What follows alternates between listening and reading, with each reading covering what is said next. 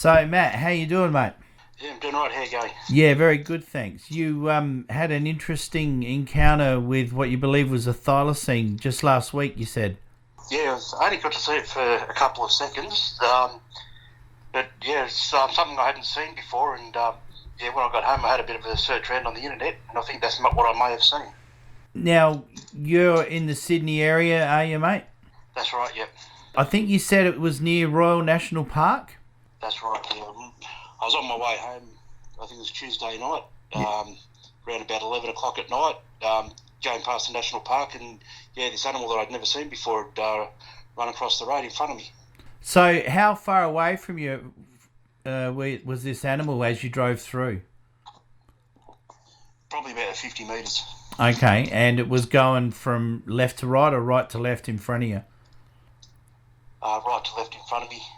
It came out from a little bit of bush just near the playing fields and across the highway, and there's a gap in the guardrail near National Park, and it went in through that gap. So it's about a 5 metre gap there. Okay, so can you describe to me exactly what you saw?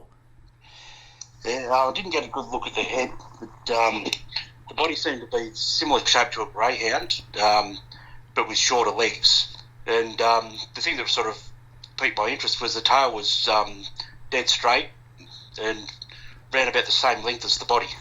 Okay, so it was pretty big? Yeah. Probably, like I said, similar size to a greyhound as far as the body goes. Yeah, but okay. probably about three-quarters the height. Yeah, okay, because of the shorter legs. Did you notice anything right. else about the animal that grabbed your attention that made you think it wasn't a fox? Well, this is probably twice the size of a fox. I see foxes quite regularly, so Okay. yeah, that's the first thing I thought. Yeah, it's way too big to be a fox. Yeah, fair enough. So that's on your way home from work, so you do that stretch of road quite regularly? Yeah, I've been doing that stretch of road twice a day for 16 years now. Okay, 16, mate. 17 years now. This is the first time you've ever seen an unusual animal? First time I've seen an unusual one. I see wildlife there fairly regularly, although usually a bit further along. Yeah. I see all sorts of things like deer, wallabies, the occasional wombat. But yeah, I've never seen anything like this before. Yeah, okay. How long do you reckon it was in your sight for? Maybe 5 seconds, 10 seconds? Probably only 2 to 3 seconds. Okay, so it was moving pretty fast? Moving at a reasonable pace, but wouldn't say it was running very fast. Okay. So was it running awkwardly at all, or was it just running normally? Did it look like a normal sort of pace, but it was just a large greyhound-like animal with a long, stiff tail? Yeah, the run was a little bit awkward. Don't really know how to describe it. Definitely wasn't the way that like a dog or a cat would run. Sort of a bit of a scurry type of run. Yep. Did you see stripes at all, or you didn't see stripes?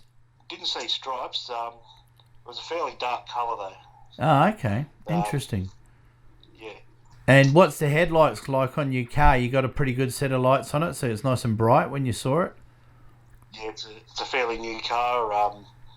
Yeah, headlights are nice and clean, so not going to get much brighter than what I've got them. Yeah, okay. Well, that's good. That's a good detail to know. Awesome. When you saw it, how did you react? How did you feel? Did it like just really surprise you? Or were you in shock? Or It's well, I'm used to seeing wildlife go through there, so I'm always aware of anything moving along around near the road. So I wasn't surprised to see something running across there. But yeah, it's just as I was walking across, I just thought, dude, that's something I've never seen before. yeah, awesome. I don't know. Actually, we have had some sightings in that area of Royal National Park, but they were probably more historic ones. I'm going to say probably the 80s or something like that.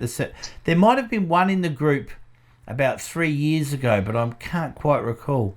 I know it's come up a couple of times. I think someone mentioned devils there once as well, to be honest.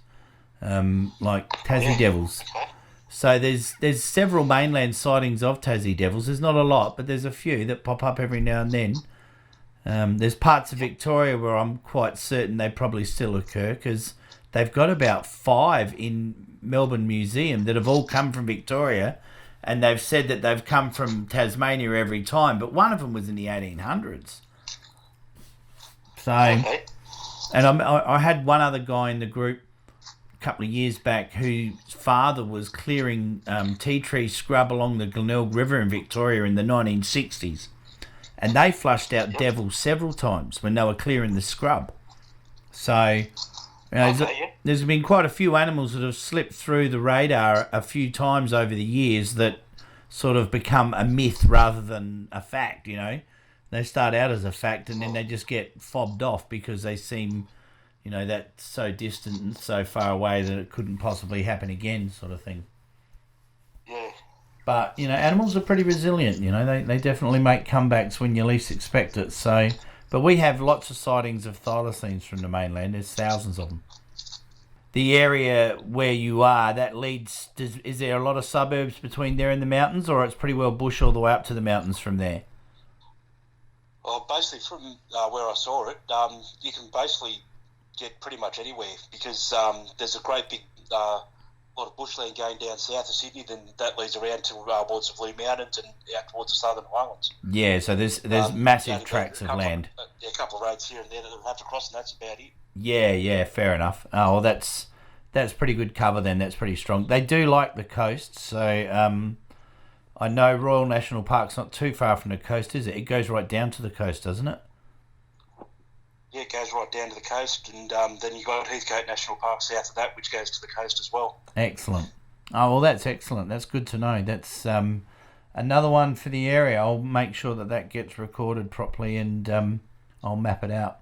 Thanks very much for your time, Matt. No worries.